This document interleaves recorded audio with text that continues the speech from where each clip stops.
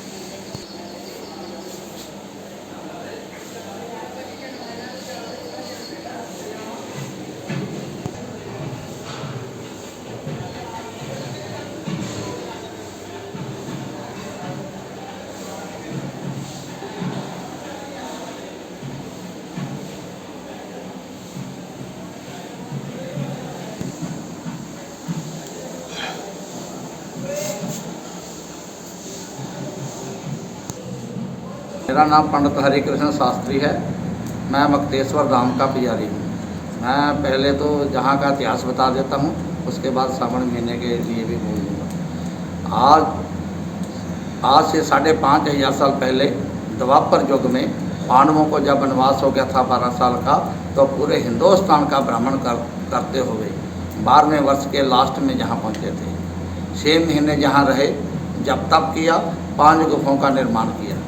वो मंदिर से लेकर मेरे पीछे तक एक ही गुफा है। पांडवों के सबसे बड़े भाई युधिष्ठिर जी महाराज की ये गद्दी है, ये उनका अखंड धूना है। ये जो मेरे पीछे है, ये द्रौपदी माता नाम से रसोई। 2 गुफा अभी ऊपर हैं जहाँ हमारा काउंटर लगा, वो देखने को मिलेगी। और 2 गुफा जो है, ये बड़े पहाड़ के पीछे रावी नदी के बीच डूब चुकी है, समा चुकी है, खंडित हो चुकी है। ये मुक्तेश्वर धाम है। इनको मुक्ति का धाम भी कहते हैं। इनको जहाँ मिनी हरिद्वार भी कहते हैं, छोटा हरिद्वार, जहाँ अस्थियाँ जल प्रवाह भी होती हैं। पितरों का पिंडदान भी जहाँ होता है, हर मत्स्या पर, श्राद्ध पर, तीर्थ पर, वैसाखी पर। यहाँ रहने की भी सुविधा है, यहाँ हर समय लंगर है। यहाँ पर अगर बात की जाए, बस मैं अभी बताने लगा हूँ। और सबसे विशेष बात, यहाँ भगवान शंकर जी ने पांडवों को जीत प्राप्ति का आशीर्वाद दिया था। उसके बाद ये रावी नदी पार करके राजा विराट की नगरी जम्मू स्टेट में चले गए। अखनूर चिनाब नदी के ऊपर 1 साल का जो अज्ञातवास था, उन्होंने वहाँ काटा था। आप पीछे मुड़ के देख लेना, वो टीके लगा रखे हैं हमने। ये 9 देवियों के दर्शन हैं। इधर है बाबा भैरवनाथ जी महाराज। ये है माता कमला देवी, जो कि लक्ष्मी माता नाम से, दुर्गा नाम से, काली नाम से, वैष्णवी नाम से जानी जाती है। इनको थोड़ा ध्यान से देखोगे, इनके सिर के ऊपर नाग देवता जी विराजमान है। अभी जब आप बाहर निकलोगे, आम के पेड़ के पास वाली गुफा देखोगे जाकर, उस गुफा के सीधे अंदर जाना और उसकी छत को देखना। उसमें श्री जंतर बना हुआ है, लक्ष्मी माता का जंतर। उसके नीचे बैठकर पांडु ध्यान लगाते थे। यहाँ करोड़ों गुना फल की प्राप्ति मिलती है। एक विशेष बात और, जो जहाँ 3 अमावस्या लगातार स्नान करता है, उसको हरिद्वार के बराबर पुण्य का फल प्राप्त होता है। जहाँ बहुत भारी मेले भी लगते हैं। यहाँ पहला मेला होता है शिवरात्रि का 2 दिन का। उसके अगले महीने मार्च महीने का मेला होता है 3 दिन का, चैत्र 14 अमावस्या और पहला नवरात्रा। उसके अगले महीने अप्रैल महीने में वैसाखी का मेला होता है 2 दिन का। और मई महीने को छोड़ के जून, जुलाई और अगस्त, ये तीनों महीने सावन महीने में गिनते हैं। और हम सब भक्तों को सावन महीने की शुभकामनाएं देते हैं और उनको मनोकामना पूर्ण करने के लिए आशीर्वाद देते हैं। बोल भोले शंकरनाथ की जय। जय भोलेनाथ की जय। मुक्तेश्वर धाम की। मैं मुक्तेश्वर धाम का बाबा जी, तिवारी बाबा जी, आपको बता देना चाहता हूँ कि यहाँ जो भी सुविधा है, वो हमारी यहाँ के बचाव समिति जो कमेटी है, उसने ही अभी तक किया है। सावन महीना का महत्व ये है, देखिए लोग सावन महीना में केवल शिव जी की ही पूजा क्यों करते हैं, और सावन महीने में शिव जी को ही सबसे ज़्यादा लोग जल चढ़ाते हैं, उनकी ही पूजा करते हैं। और सावन महीने का महत्व क्या है, आपको कोई नहीं बताया होगा। मैं आपको बता दूं कि सावन महीना एक श्रेष्ठ, बहुत श्रेष्ठ महीना है, जो भगवान शंकर का श्रेष्ठ महीना है। जैसे भगवान शंकर 11 महीना अपने ध्यान में रहते हैं, और एक महीना यही सावन का है, जिसमें अपना वो ध्यान खोलते हैं और अपने भक्तों को नज़र मार कर देखते हैं कि हमारा कौन भगत क्या मांग रहा है, किस चीज़ के लिए आराधना कर रहा है, और उसे उसी तरह वो फल देते हैं। इसलिए सावन महीने का सबसे बड़ा महत्व है।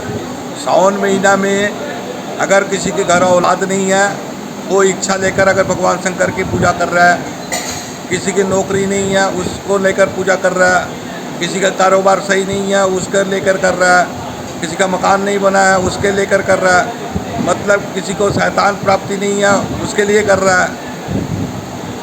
ये जो श्रेष्ठ महीना है भगवान शंकर का, इसमें जो भी भगवान शंकर का आराधना करता मन और तन से, उसको हर एक फल प्राप्ति होता है।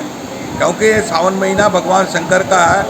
11 महीने भगवान शंकर ध्यान में रहते हैं, एक महीना यही श्रेष्ठ महीना है जिसमें अपना ध्यान खोलते हो और अपने भक्तों को देखते हैं। इसलिए सावन महीना में लोग दूर दूर से आ रहे हैं यहाँ पर, भगवान शंकर को जल अर्पित कर रहे हैं और भगवान शंकर से आशीर्वाद ले रहे हैं। आपको मालूम है कि हमारा मुक्तेश्वर धाम में सवेरे 9 बजे भंडारा शुरू हो जाता है और रात के 9 बजे तक चलता है।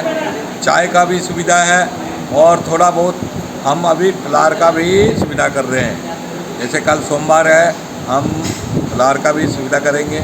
कोई बिना जो फलाहारी हो वो फलाहारी फल ही ग्रहण करके जाए, चाय पी के जाए। देखिए, जय भोलेनाथ की, जय मुक्तेश्वर धाम की। आपको मालूम है कि हमारा जो सनातन है, सनातन का मीनिंग होता है सदियों पुराना सारा संसार। अन्न की कोई जाति नहीं है, इसी तरह मनुष्य की कोई जाति नहीं है। जाति पाति आपके और हमारे जैसे लोगों ने तैयार किया है। सनातन ना कभी ख़त्म हुआ, ना कभी पैदा हुआ, ना कभी ख़त्म होगा। ये तो लोगों की अपनी अपनी सोच है, क्योंकि सनातन शिव जी ने चलाया और जो शिव जी की इच्छा होगी वही होगा। रह गया बात कि ये 5,500 वर्ष, जैसे पांडवों ने 12 वर्ष का वनवास मिला था पांडवों को और 1 साल का अज्ञातवास मिला था। जो 12 वर्ष का वनवास मिला था उसमें पांडवों ने पूरे हिंदुस्तान का भ्रमण किया और जहाँ जहाँ उन्होंने स्टे किया कोई न कोई नई चीज़ें तैयार की। जैसे ये 12 वर्ष का जो लास्ट पीरियड का है, यहाँ पर 5 गुफाओं का निर्माण किया और भगवान शिव की जागृति की। भगवान शिव ने उनको दर्शन दिया, जहाँ पर उनको दर्शन दिया और युद्ध में विजय होने का वरदान उन्होंने प्राप्त किया, वहीं पर उन्होंने वहीं का पहाड़ काटकर शिव जी का पिंड की स्थापना कर दिया, जिसका नाम मुक्तेश्वर है। ये मंदिर जो है 5,500 वर्ष पुरानी है। ये द्वापर में वनवास के जो लास्ट पीरियड था उसमें इस गुफाओं को तैयार किया और 5 गुफाओं का निर्माण किया और भगवान शिव की जागृति की, जिसमें से अभी हमारे पास 3 गुफाएँ मौजूद हैं। 2 गुफाएँ 95 में जो डैम के जो वर्कर थे जिन्होंने पावर हाउस का मलबा डाला उसके नीचे दब चुका है वो 2 गुफाएँ। अभी हमारे पास तत्काल 3 गुफाएँ हैं। 3 गुफाएँ में लोग भगवान शंकर का दर्शन लेते हैं, भंडारा चखते हैं और भगवान शंकर से खुशी खुशी वो विदा लेकर अपने अपने घर को जाते हैं। जय भोलेनाथ की, जय मुक्तेश्वर धाम। देखो महाराज जी, आपसे एक बात बता देना चाहता हूँ। जो पीछे आज से 15 दिन पहले जितने मतलब पीछे 2-4 महीने गए हैं, 2-4 महीने में कम से कम किसी दिन 10,000, किसी दिन 20,000, किसी दिन 15,000, किसी दिन 5,000 ऐसे लोग आते रहे। हमारे पास एंट्री वाली जगह भी है, यहाँ पर एंट्री होती है, उस वहाँ से भी मालूम चल जाता है कि एक दिन की दुनिया कितनी आ सकती है। सोमवार के दिन कम से कम, आज रविवार है, आज कम से कम 5 से 10,000 लोग आ जाएंगे और कल सोमवार है, कल भी इतने के लगभग आप रख लो इतने लोग आ जाएंगे। और दिन पर दिन दुनिया बढ़ते जा रही है और बढ़ते जा रही है। अभी तो चलो त्यौहार चल रहा है, जैसे अमरनाथ का यात्रा चल रहा है, उधर मणिमहेश का भी यात्रा चल रहा है, लोग नागनी माता भी जा रहे हैं, कुछ लोग काठगढ़ भी जा रहे हैं। जहाँ जहाँ भगवान शंकर का ऐतिहासिक मंदिर है वहाँ लोग जा रहे हैं। तो इसके कारण से थोड़ा दुनिया कम है, संगत कम है, लेकिन फिर भी यहाँ पर संगत ठीक ठाक हो जाती है। देखिए, हमारे पास सभी व्यवस्था है रुकने के लिए। उनका अपना आधार कार्ड होना चाहिए, जिस पर हमारे तो विचार होता है कि ये लोग नहीं हैं, दूर से आए हुए हैं। अगर पास के भी होते हैं तो उनको अगर देखते हैं कि अभी इनके पास जाने का साधन नहीं है या पहुंच नहीं सकते हैं तो उनको भी रख लेते हैं। ऐसा नहीं है, हमारे पास सभी सुविधा है। रात को रुकने का भी सुविधा है, कंबल भी है, गद्दे भी है और प्लस यहाँ पर आपको मालूम है कि भंडारा तो यहाँ का मुक्ता नहीं है, भंडारा हमेशा होता है। रात के 10 बजे आ जाए, 11 बजे आ जाए, 12 बजे आ जाए, हम खिला देते हैं। पठानपुर से ठीक 20 किलोमीटर दूर पर रंजीत सागर डैम के पास गांव डूंग के बीच में ये स्थिति है। जी अपना जय शिव शंकर जी, मेरा नाम नरवीर सिंह, वासी पिंड भड़ोलीपुर। ਅੱਜ ਆਪਣੇ ਸਾਰੇ ਵੀਰਾਂ ਭਰਾਵਾਂ ਦੇ ਸਹਿਯੋਗ ਨਾਲ ਅਸੀਂ ਇੱਥੇ ਸ਼ਿਵ ਸ਼ੰਕਰ ਜੀ ਦੇ ਪ੍ਰਾਚੀਨ ਸਥਾਨ ਜੋ ਕਿ 5500 ਸਾਲ ਪੁਰਾਣਾ, ਇੱਥੇ ਸਾਵਨ ਦੇ ਸ਼ੁਭ ਮਹੀਨੇ 'ਚ ਆਪਾਂ ਇੱਥੇ ਆਏ ਹਾਂ ਜੀ ਮੱਥਾ ਟੇਕਣ। ਤੇ ਭਗਵਾਨ ਭੋਲੇਨਾਥ ਦੀ ਕਿਰਪਾ ਨਾਲ ਇੱਥੇ ਅੱਜ ਉਹਨਾਂ ਦੀ ਸੇਵਾ ਦੇ ਵਿੱਚ ਆਪਾਂ ਆਪਣੀ ਹਾਜ਼ਰੀ ਭਰਨ ਆਏ ਹਾਂ ਜੀ। ਤੇ ਮੇਰੀ ਸਾਰੇ ਵੀਰ ਭਰਾਵਾਂ ਨਾਲ ਇਹ ਬੇਨਤੀ ਹੈ ਜੀ, ਇੱਥੇ ਆ ਕੇ ਮੱਥਾ ਜ਼ਰੂਰ ਟੇਕਣ ਤੇ ਲਾਗੇ ਛਾਗੇ ਵਾਲੇ ਜਿੰਨੇ ਵੀ ਹੈਗੇ ਆ ਉਹ ਇੱਥੇ ਆ ਕੇ ਲੰਗਰ ਜ਼ਰੂਰ ਛਕਣ। ਕਿਉਂ? ਨਹੀਂ ਜੀ, ਅੱਗੇ ਵੀ ਕਾਫੀ ਵਾਰ ਆਏ ਹਾਂ। ਕਿੰਨੀ ਕੁ ਵਾਰ ਆ ਚੁੱਕੇ थे? ਸਾਨੂੰ ਇੱਥੇ ਆਂਦੇ 10-12 ਸਾਲ ਹੋ ਗਏ ਤੇ ਲੰਗਰ ਆਪਾਂ ਪਹਿਲੀ ਵਾਰ ਲਗਾਇਆ। ਤੇ ਦੋਸਤੋ ਤੁਸੀਂ ਦੇਖਿਆ ਮੁਕਤੇਸ਼ਵਰ ਧਾਮ ਮੰਦਿਰ ਦੀਆਂ ਜਿਹੜੀਆਂ ਖੂਬਸੂਰਤ ਨਜ਼ਾਰੇ ਆਪਾਂ ਤੁਹਾਨੂੰ ਦਿਖਾਇਆ KRT ਟੀਮ ਤੁਹਾਨੂੰ ਪਿਛਲੇ ਸੋਮਵਾਰ ਜਿਹੜੇ ਆ ਕਾਠਗੜ੍ਹ ਮਹਾਦੇਵ ਦੇ ਦਰਸ਼ਨ ਕਰਾਏ ਸੀਗੇ। ਅੱਜ ਦੂਜਾ ਸੋਮਵਾਰ ਹੈ, ਤੁਹਾਨੂੰ ਮੁਕਤੇਸ਼ਵਰ ਧਾਮ ਦੇ ਆਪਾਂ ਦਰਸ਼ਨ ਕਰਵਾਏ ਨੇ। ਇਸੇ ਤਰ੍ਹਾਂ ਤੁਹਾਨੂੰ ਹੋਰ ਵੀ ਤੀਰਥ ਸਥਾਨਾਂ ਦੇ ਆਪਾਂ ਦਰਸ਼ਨ ਕਰਾਵਾਂਗੇ। ਤੁਸੀਂ ਜੁੜੇ ਰਹੋ KRT ਨਿਊਜ਼ ਦੇ ਨਾਲ। ਮੈਨੂੰ ਦਿਓ ਇਜਾਜ਼ਤ, ਨਮਸਕਾਰ।